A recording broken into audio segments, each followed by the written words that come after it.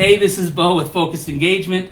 It's Friday, which means it's Focus Friday, and we are here with Katherine from A New View Counseling. That's right. This is technically Riverton, right? Yes, it is. And I'm excited. This is probably my favorite day of the week simply because I love talking to local businesses. So we're going to just start right in. Katherine, how did you get into this line of work in the first place? Well, here in Utah, I started working in the hospital system. I used to be a social worker up at Huntsman Cancer Hospital for the patients with brain tumors and their families. And I felt like I wanted to have a little more time with people other than just when they came up to the hospital to visit with their doctor. And so I started the practice, and at that time I started in Draper, and within about 3 years the workload was really too much for just one person. So that is when I started to hire additional therapists, and we have continued to grow, and now we have 11 therapists here. Oh, wow. And really growing. We really have, and we continue to have a need for more. And you said that was 7 years ago. That was 7 years ago. So in 7 years, you've grown that much. Right. Now, I assume then you got some sort of special degree in this? I mean, I do. Anybody can't just say, hey, I'm a therapist and start therapy. Right. So all of our therapists, including myself, we are master's level clinicians, which means we have master's degrees. Some of us, it's in the field of social work. Some it's in family studies. There's different areas that people can go into. And then every single one of us are licensed by the state. And we have to hold ourselves to very high ethical standards and legal standards to do the work that we do. Okay, real quick. Hey, Kyle, why don't you walk out and open it and make sure that everything's sounding great? Okay, so Sounds good. love technical difficulties. We just got to make sure we overcame them. So everybody has a master's degree. Is that the highest, the lowest? Can you get a doctorate? You can, absolutely. So typically individuals with a doctorate would move into a role of being a psychologist. Okay. Or they oftentimes will work in an institutional setting such as a university, teaching in that setting. But for the work that we do, so as a therapist, as a clinical therapist, the requirement is to have a master's degree. And then in addition to that, every therapist has to go through internship time. And so you have to gain 4,000 hours of time where you are working under the supervision of a licensed therapist. And so that amounts to about 2 years of full-time work before you are able to be licensed by the state and able to independently work as a therapist. Oh, it's very serious. So it's interesting now that I'm thinking about all this. As a business owner, and I work with a lot of business owners, obviously, and you're a business owner as well as a therapist, so right. you'll relate to this very well, right. I'm sure.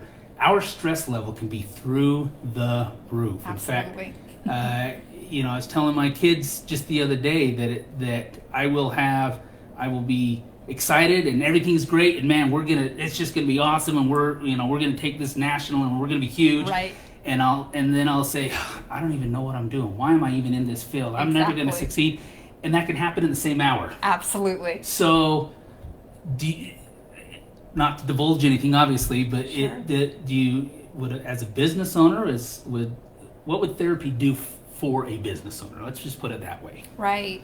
Well, therapy, mental health therapy really seeks to help people find their alignment. So it is looking at how do we live according to our values. And when we behave differently than what our values are, or when we come up against having to interact with people who have different values than us, which happens frequently in business, how do we respond to that? And so it really helps people to structure themselves so that they're not reactionary in those moments, but that they're able to be more strategically minded and stay focused on whatever their goal is as a business owner, which is something that is really essential as a business owner, especially during times like this, right? We can get really distracted with all of the stress that's coming at us and forget what our initial goal is with what we're doing. So, is there therapists that work specifically in that niche, or if as a business owner, if I thought, maybe you want to go see somebody, just to make sure, like you said, I'm aligned, Sure. and I like to think my mental health is fine, but Right. my kids and my wife may disagree with that. I don't know, but what would one look for when they're looking for a therapist? Well, it's essential that you have the right fit, because therapy is relational. And so if you're sitting across from someone and you don't trust them, you don't have confidence in their ability to help you, then you're not going to open yourself up.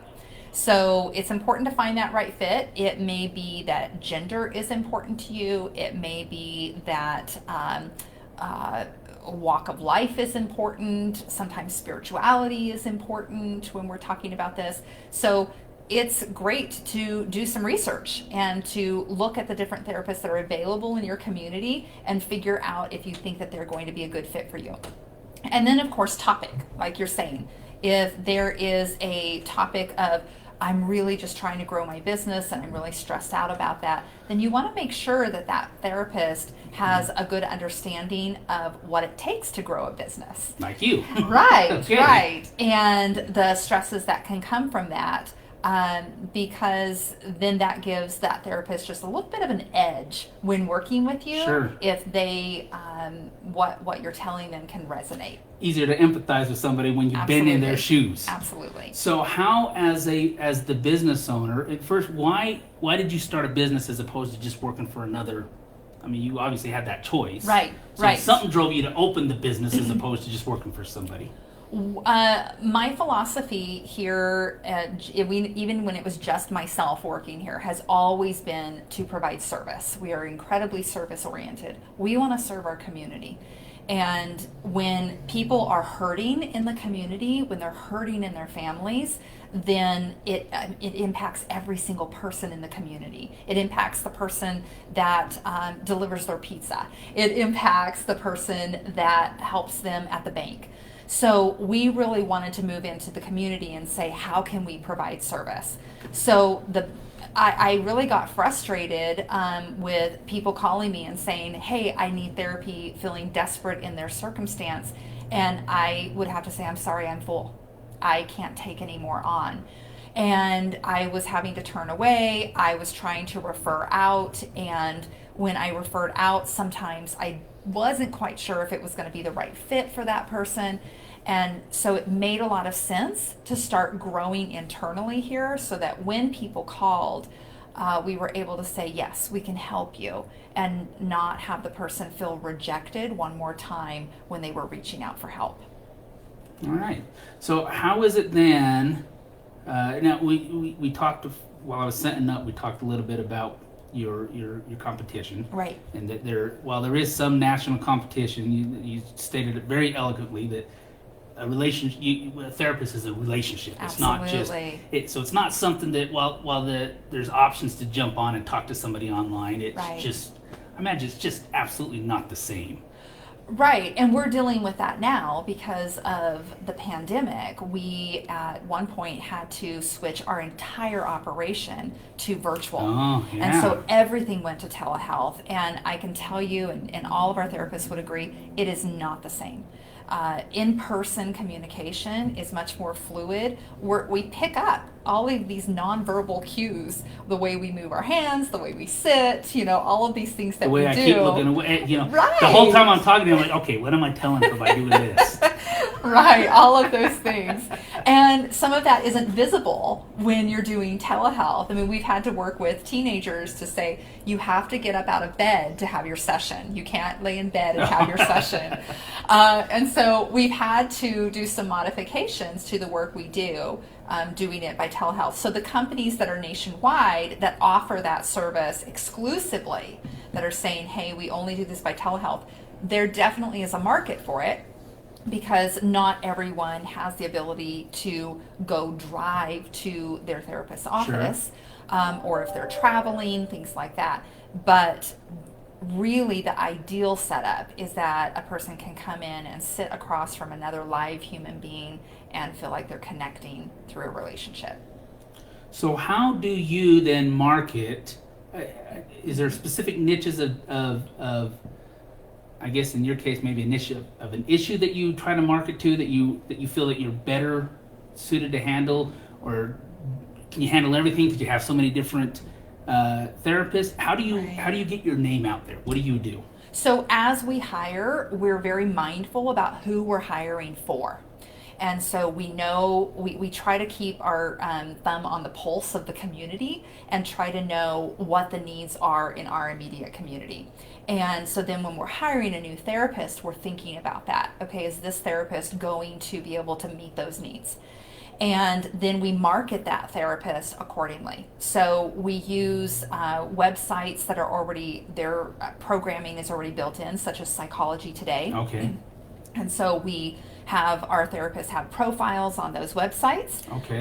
Which is where a good percentage of the general public goes to. So is that kind of like a WebMD type thing? It's similar. Or, It's a search engine, okay, yes, yeah. to find people in your area. Okay. You can put filters in. Excellent. And then the other thing is we are paneled with insurance companies. So, of course, we get direct referrals right. from insurance companies.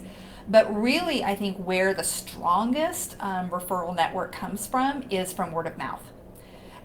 The people that we serve, if people leave here feeling better and they are improving and they feel like that they're getting a good service, then they are much more willing to go out and tell their friends and family and say, hey, you need to go back to a New View counseling. That's where you'll find a good therapist. So it's interesting you say word of mouth, because I'm 47, which makes me a not a baby boomer. I'm a Gen Xer. Yes. In my generation, I know there's a stigma for therapy. Right. So, but my kids, Right.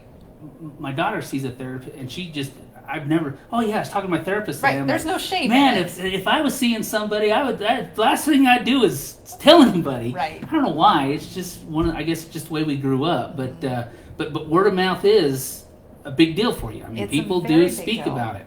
Well, because when you are telling someone, if you go to a friend and you are telling them that you're having a really difficult time, right away you have a closer relationship with that person. It's not something that you just tell anybody. Sure, okay. And so there becomes this relationship or this dynamic between the two of you that says, I'm sharing my secrets. And so then that lets the other person open up and say, well, you know, I see somebody.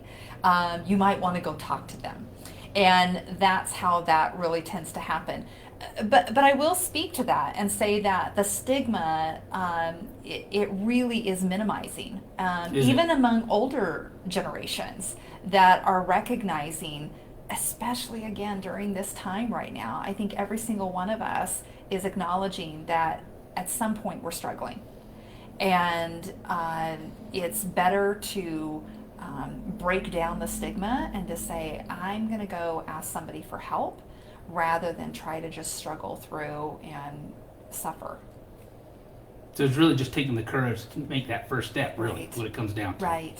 So now I met you through Connect Utah, which I got to give a shout out to Connect Utah. Right. They're awesome. Is that a good network for you? Do you? It seems to be really good. We don't advertise on the network, but I really like the camaraderie that is on the network. I really like that people can, request a specific niche in the community and people will respond. Yeah. So it seems very community oriented on there and very supportive of business owners. Which is why I joined it, because as a marketer, I could have chosen a wider range of people I wanted to work with. Right. Major corporations, Sure. SaaS companies and that, but my heart has always been with the local community. Yeah. So Yeah. I want to That's where we help are the too. locals. I don't care about the larger guys. Right. So, and that's what drove me to Connect Utah, because it felt Right. like that same camaraderie there, like you said. Right. So, well, great. So if anybody wanted to get a hold of you, what is the easiest way to do it? They probably the easiest way is they can give us a call. Okay. And they can reach us at 801-209-9797. Okay. That is our office number. And they can also go to our website and they can contact us through the website as well. And that is www.anewviewcounseling.net. Perfect. Well, thank you so much for your Thank time. you. I know I came in a little late. You're great. And you got other things to do, so we'll wrap this up. All But right. it was a pleasure talking to you. This is the first time I've talked to somebody in your niche, so I Wonderful. learned something new. Good. Which is what I love doing. That's Right. my favorite thing, like I said. So if you have any questions about mental health in general, or you just want to talk to a therapist for a minute, here's a great one. Give them a call, and yeah, we'll just leave it at that. So until next Friday, we'll see you later.